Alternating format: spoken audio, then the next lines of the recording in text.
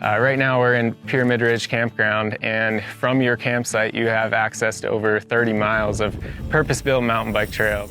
We have a crew on site as we speak, constructing a trail just right outside of this trailhead and campground, and they'll be completing about 2 miles of trail before the snow comes. Well, this lower loop especially, I think, is going to be real important for people that come to the Pyramid Ridge Campground. They're going to have families, they're going to have small kids. And this will give those littler kids, I mean, even down to on a strider bike, something that they can go out and ride. And the great thing is that you have something for everybody. That's been the cool thing with IMBA, is that we've done a couple trails that have both options, or all three options, incorporated into one trail.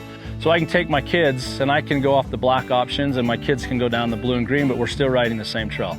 The Trails Master Plan is about 100 miles worth of trail. And each year we just take on a chunk of the master plan.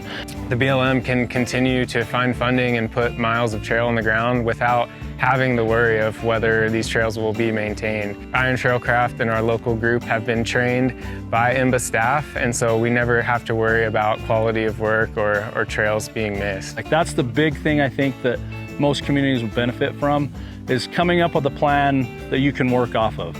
One big change I've seen in the last few years has been the increase in individuals riding to the trails rather than driving. And I think a lot of that is just the access and how easy it is to get to these trails. And I think that's what's so special and so amazing about this location. Like, we can hit a trail in the morning before work. I could get one during lunch. I can bring my bike and stop by a trailhead on the way home. See a lot of people coming in from out of town, out of state, out of country. I've run into people from several different countries in Europe that were over here riding because they'd heard these were really cool trails in Cedar when they were, in Salt Lake. They decided to come down and ride our trail. We have around 30 miles implemented and on the ground, and so we still have a lot to do here, which is really exciting. And we're hoping to have our next round of on-the-ground design happening within the next year.